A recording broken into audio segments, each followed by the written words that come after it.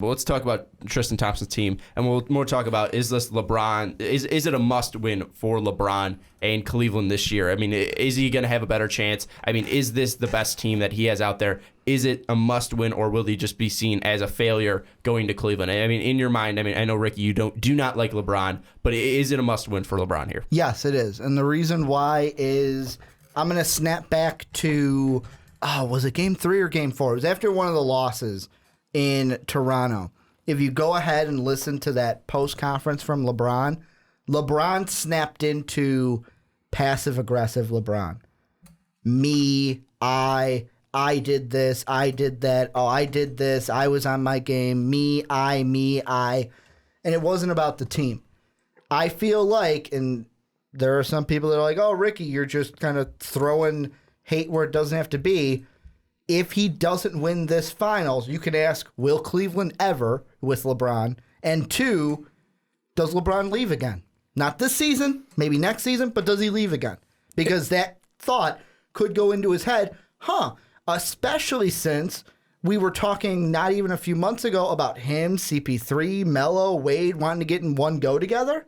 It's interesting that you bring up the self-centeredness of LeBron James. Yeah, he was very passive-aggressive with me, I, and me, yet I. after in another commentary session, he did talk about, well, how come you're not taking over the games more? He's like, that's not how we won our games this season.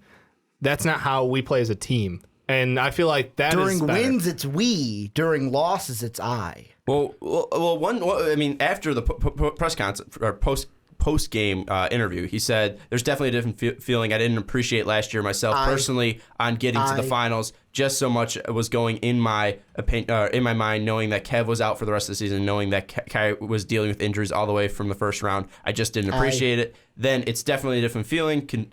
James continued discussing this journey to the finals as he sat next to Love and Irving, having these guys right here at full strength, having our team at full strength. And the way I feel personally, I appreciate this moment to be able to be part of it and to be there once again. So, I mean, I think he's more talking because he is in elite company of going to 6 straight finals. I think it was more, the questions were directed towards how does it feel to be in 6 straight finals? Because you can't be No, which game was that from? That was after the final. This game. I'm talking about after Game 4, the loss in the Toronto. That it was more about the team. He pushed more That's back on. what it was. I'm not talking about this last one. I'm talking about the one from the loss in Toronto. Yeah, where he went out and did him, and the rest of the team failed to live up to expectations. Yeah. And you know what? You're going to get fed up like that. At the level that he plays at, it's going to happen from time to time because you're in a league of your own at that point. Not the movie, just, Not Tom Hanks. No, We're talking Kyrie Irving. We're talking Kyrie Irving. No crying in basketball, Dave. But you have to admit that maybe they need that little push. I mean, from time to time, you can't always be the nice guy and get the same results. You have to let them know, hey, I'm sick of carrying your shit around. Play like you should. And guess what? We saw Kevin Love show up. We saw Kyrie Irving show up. And that's something that, on a consistent level needs to happen for him to win this championship. Ben Simmons gets compared to LeBron completely, but I mean, the one thing that Ben Simmons doesn't have, and it's the one knock that he's coming out of college, is that he's not a leader. LeBron is not afraid to share his mind. I mean, LeBron is a leader. Yeah, it might not be the most popular opinion, but he'll share it. I mean, he doesn't like the MVP discussion, but he'll still tell his mind. I mean, if you don't like him as a player, you got to at least admire his hustle. And the thing about him is, I don't think it's a must-win just because Kyrie's locked up, K-Love's locked up, LeBron's locked up. I don't think he's going to leave Cleveland. I don't think he's going to do it again. I think he knows the PR nightmare that it fucking was. And plus, he won the 2 titles that he wanted. He wanted to win titles. On top of it, I'm going to say this. Okay, we'll take him leaving out the door. He stays. They don't win this championship. Whose fault is it? LeBron, if he ain't getting traded anywhere, you know who's getting traded somewhere or is getting pushed out of town? Kyrie. Because it's going to be your fault. I don't think that's what it's going to be. It's not going to be LeBron's fault. You think Kyrie over K-Love?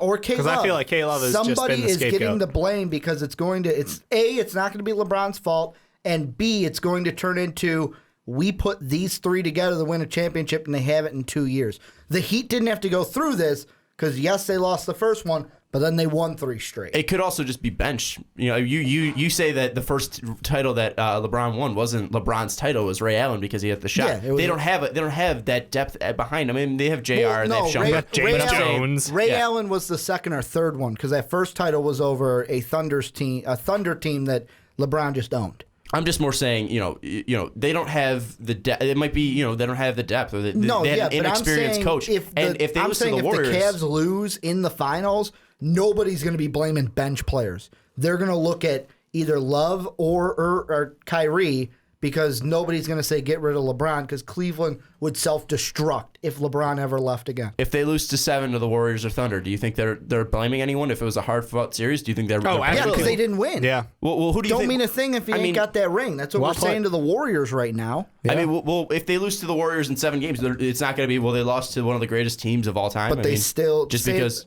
So you think that Sean Kemp and Gary Payton go, it was okay. We never went back, but it was okay because we lost to one of the greatest Bulls teams of all time. Same with Malone. Yeah, same with Malone, Stockton, and Russell. Don't forget. Do you think those guys are still eating? You think those guys are still eating themselves over that they lost to Jordan? A little bit. You know Malone is salty. But you think, was there a scapegoat in Utah where they're like, they could have won that? No, they lost. They don't talk about Utah. No, where's Greg Elo now? Huh? Where's Greg Elo? Yeah, it's not one of the biggest. It's not one of the best teams ever. Not its title. It's they lost to the best team in the 90s. Yeah, or they lost push in 98. Oh, no, I understand your point, John. But I think the thing is, it's LeBron comes with no matter what team he's on, it's the expectation of we're going to go to the finals and we're going to try to win a championship. Every year he's been here, that's what he's done. So to come up short again into the same team, if it is the worst, if it's the Thunder, it's not just he's LeBron. shat on the Thunder over his career. Yeah. So, I mean, that is your chance. If it's not Thunder, just even LeBron, it's the expectation of bringing all three. LeBron came in and said, I want to get this guy from Minnesota because with him we can win a championship. Yeah, unfortunately, LeBron is not a coach. And then they brought in K-Love. He tries to be a coach, but strategically, he's a coach killer. It's not the smartest move. One thing that doesn't bode well is the largest combined point differential entering the NBA Finals in NBA postseason history. Mm-hmm. The team that led it was the 1986-87 Lakers, who had a differential of 180 points. They won the finals. Yep. Next in line was this Cavaliers team with 177. We don't know. Team after that, 84 Lakers, 177-point differential. They won the finals. Lakers in 2000, 170-point differential. They won the finals. 95 Bulls, 167-point differential. They won the finals. Yeah. Here's the thing. So that doesn't bode well. Here's the thing I'm going to throw into that, though, with the point differential. Is they played the Pistons and the Hawks. And the last biggest kind of... Like, the Raptors were the ones that fucking, gave them. But the Raptors in their losses got shat on. What was that, 40-point debacle in Game 5 that they lost by? When you're going up against the East, and I'm totally on the bandwagon. You're shitting on the East, yep. They're the Cavs, and that's it. And the Cavs proved it. We are the East. We are here. Yep. And now the West still has to go. We're recording this on Saturday. Thunder may be in by the time this goes up, but they went longer, and they were closer games, in my opinion. So you're saying the team that the teams that the Bulls beat in 95, the Heat, the Knicks, and the Magic weren't as good as the other teams? Oh, the Bulls rolled their first rounder. They were supposed to roll that first round. And the Cavs were too. But the Cavs didn't lose a game until the third series. But I'm not comparing the Cavs to an older Bulls team. I'm comparing the Cavs to, let's say, I'd be interested to know the point differentials for the Thunder and Warriors. I want to compare it to teams right now. The weird thing is that Thunder team, in the last series, it was blowout versus blowout. So I think that kind of leveled out with the Spurs. And then in this series with Golden State, they've been closer, although there was a blowout. But I don't know. I just have a feeling even you can't discredit the East just because LeBron's Cavs are that much better than every other team. I think that proves something. I think that's absolutely true. I think the point differential actually lines up with that line of thinking. But I just don't see, no matter what team he goes up against, it's still a must-win situation for him because it's either the redemption to beat out Golden State or it's the fact that your entire career you shit on KD and you're going to keep doing that. And here's another reason why it's a must-win, going exactly off of what Dave said. What we are seeing in the Western Conference Finals right now is a little guy, I'm going to call him a little guy, Russell Westbrook, who's he's not happy, just like LeBron's not happy that Steph Curry's been dubbed unanimous MVP, Steph Curry this, Steph Curry that. Russell Westbrook ain't having that. He is just as pissed off as LeBron with all the Curry talk, and he's going to get into the finals. And to me, if the Thunder get in, I should say if they get in, because the Warriors can still get in as well, Westbrook's going to be the key for the Thunder if they play the Cavs. Just real quick, I'll throw out the point differential leaders. Cleveland's leading the NBA playoffs with 177 point differential. OKC is 2 with 110, and then Golden State is 3 with 94. Yeah. So it's not even close. I mean, Cleveland's got 67 points over the second team. So I mean, looking at LeBron, I think it is a must win just because. You might not have a better team revolved around just because you guys are talking about the scapegoats. I wasn't really buying into the scapegoats, but I also do see your point. And I think that if this team does not finish, they will blow up some part of their team. I mean, and they've got cash to burn now. Yeah. And looking at I just want to make a quick thing about those points differential that you threw up is, it's not even close between the Cavs and either of those teams, but the other two teams went through the West, and they're in the West, smaller point differential. Just saying. Yeah, I know the Thunder really went up against a hard team against Dirk. That's it. They didn't play anyone in the first round either. I would take Detroit as a better team over Dallas. I mean, they played the Spurs. I can't knock that, but I mean they didn't play an opponent in the first round. They didn't play the Dallas Mavericks weren't a real threat to them. Take the first round opponents out, second and on. So we're literally skewing the results so far at this point. An Atlanta team that has always been shit on by the Cavs. And then but an Atlanta team that was still good, and an Atlanta team that was still competitive the year before and still had all the players from before. But got swept. That's what I'm saying. Yeah, but you can't take away that we had this discussion earlier behind the pen. What the Cavs doing is literally the second greatest thing that a team has ever done. Point differential wise. I'm not saying in the NBA playoffs. Their thing isn't as great as they're doing. I'm going on the fact that there's if they were playing teams like the Spurs and the Warriors and the Thunder, maybe that kind of differential shrinkens a little. When you hit 25 threes in a game, that's phenomenal. Doing that against any team is phenomenal. No, whether I know. It's the Atlanta Hawks. But I'm just saying. It doesn't, saying these records is the same as a single game scoring record. It doesn't make it any less valuable because you did it against a shit team. Yeah, but it's still an amazing feat. I wasn't even talking about the record until then. I was just saying overall, I'm saying period with numbers. Overall, it doesn't matter. The West seems like tougher games, and honestly, between both of the series, I found myself watching more West games in the playoffs than I have Eastern Conference games. That goes beyond anybody. I'm just saying Hornets Heat. Hornets Heat was a great series. I'm just saying you can't take away from what the Cleveland Cavaliers are doing. They're still you can say that they might not be exciting, but they are still dominating these other opponents. Whether it's in the East, whether it's in the West, they're still dominating these opponents. And I think I would be concerned if they weren't. I'm just gonna say that this domination is real. I mean, we were talking. So are you concerned that we were talking about they don't have higher in the West? We were talking. What? Are they not as dominant in the West? What do you mean? The Cavs? No, I'm saying the Warriors and OKC. No, because that's the West. I expect literally had a that much better? Aren't they that much better than the rest of the competition that they can just shit on them? Because I'm saying the Western Conference is a tougher conference, so of course it's going to be closer games. We had a topic even saying that the Heat can beat the Cavs. And then we went on and talked about the Raptors possibly beating the Cavs. I mean, we have talked about teams that were able to beat the Cavs, and we talked them up, saying that they could beat the Cavs. What did the Cavs do to them? They blew them out. I mean, outside of the two games, they blew them out. I mean, I look at this Cavs team, and they are dangerous, and what conference they come out of, I think they're a dangerous team. I'm not saying they'll win. I'm not saying they'll lose. I'm just saying they are a dangerous team. That's the other thing. It's not just LeBron James. Mm-hmm. They do have a pretty wide variety of ways to beat you. Yeah, and Kyrie's pretty decent. And I'm going to say this.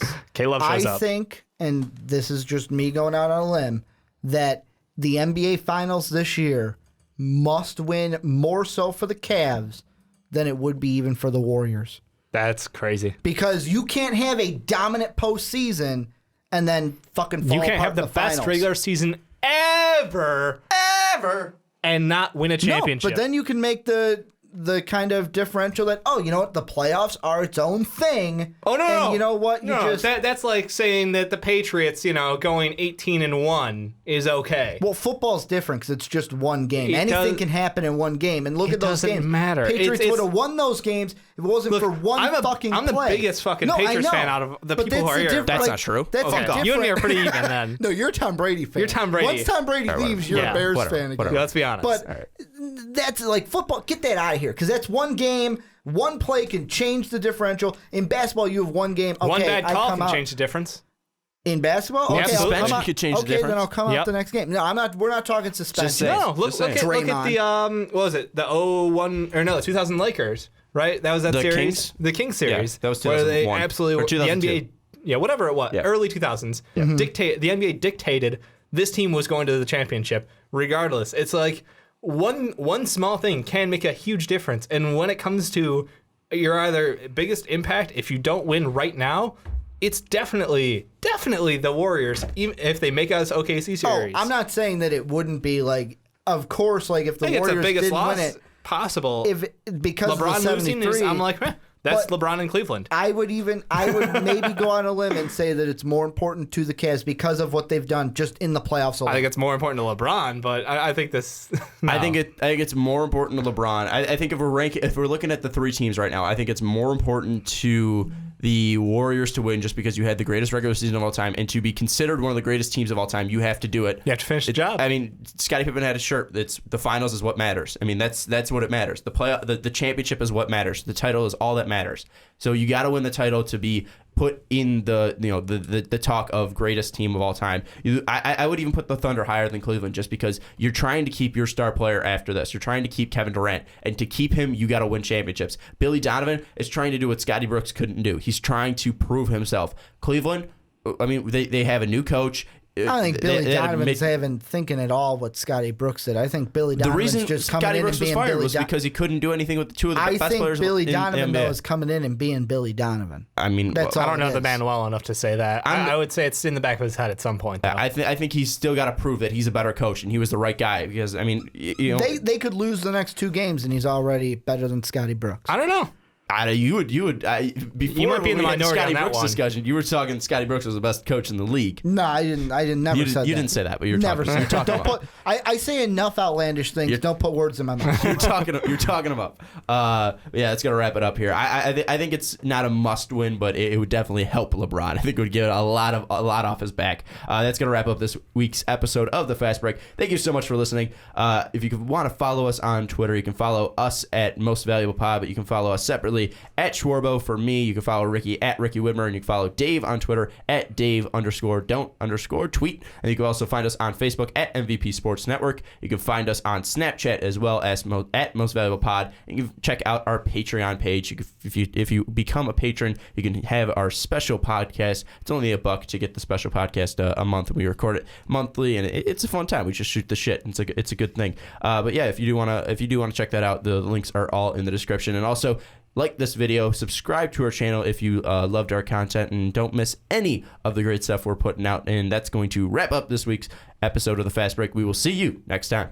Thank you for listening to this MVP podcast. Follow us on Twitter at Most Valuable Pod for more great podcasts.